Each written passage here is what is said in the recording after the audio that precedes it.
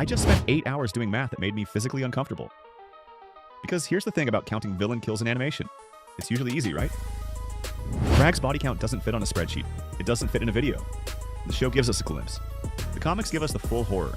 And the number is so catastrophically, apocalyptically high that when I show you the final total, your brain is going to reject it as impossible. It's not. So here's what we're doing. First, the kills you saw on screen in the show. Then the kills from the comics that the show hasn't gotten to yet.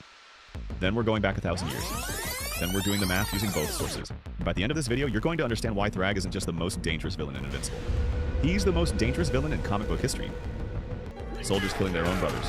Warriors executing their students. An entire civilization, the most powerful species in the known universe, cannibalizes itself because one man, leader of the Coalition of Planets, the man who killed Emperor Argol, the man who created the Scourge virus that wiped out 99% of all Viltrumites, the most strategically dangerous person in the universe. THRAGG rips his head off the instant Viltrum personally killed during the Battle of Viltrum that we watched on screen.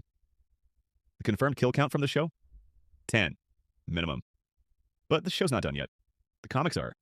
And in the comics, THRAGG goes on a spree that makes everything we've seen look like a warm-up.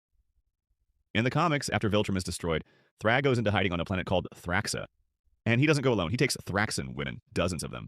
And over the next few years, he breeds an army. Hundreds of hybrid children, half Viltrumite, half Thraxan. But here's the thing. THRAGG doesn't care about them as children. He cares about them as soldiers, as cannon fodder. Battle Beast, the warrior who spent his entire life looking for a worthy opponent, tracks THRAGG down by Elaine's command down, and they fight for days on the surface of a dying star. And when it's over, Battle Beast is dead. The fighter who could go toe-to-toe with Viltrumites for fun, dead. THRAGG kills him with his bare hands. That's kill number 11. Let's talk about Oliver Grayson, the mature version, who is actually strong. He attacks THRAGG directly, but THRAGG is on another level physically. In the middle of the fight, THRAGG grabs Oliver and punches straight through his body with overwhelming force. The hit destroys Oliver internally almost instantly. THRAGG basically tears through him like he's nothing. Oliver dies in Mark's arms shortly after the attack. His death hits hard because he was still technically very young. He genuinely wanted to help Mark save Earth. He never got the chance to fully mature emotionally. Mark had already lost so many people by that point. The scene also shows how terrifying THRAGG is because Oliver himself was insanely powerful. He could destroy armies of normal beings easily, yet THRAGG kills him in seconds without much effort. Then comes the most disturbing part. When Mark finally tracks THRAGG down, THRAGG throws his own children at Mark, uses them as projectiles, as shields, as distractions. And they die. Dozens of them. Splattering against Mark because they're not strong enough to survive the impact. THRAGG killed his own children. Not by accident. By design. Add another 30 to 50 kills. His own kids. And then the final fight. Mark drags THRAGG into the core of the sun, and they fight until all their flesh burns off. Until they're skeletons. And even then, THRAGG doesn't stop. He keeps trying to kill Mark, even as he's literally melting.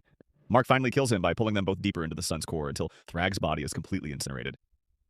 THRAGG dies screaming about revenge, about how the Empire should have been his. Zero remorse, zero regret, even at the end. The comic kill count? At least 60 more confirmed kills beyond what the show has shown us so far. Battle Beast, his own children, the soldiers and civilians he killed while hiding on Thraxa. When this man charges a punch, it creates its own gravitational pull. That's not in the comics. The show made him worse. So let's do the math. Conservative estimate. If THRAGG personally kills just 10 soldiers per year in battles, executions, and wars across 1,000 years, that's 10,000 people. But does this look like a man who only kills 10 people a year? Let's triple it. 30 per year. Across a millennium. That's 30,000 personal hand-to-hand kills.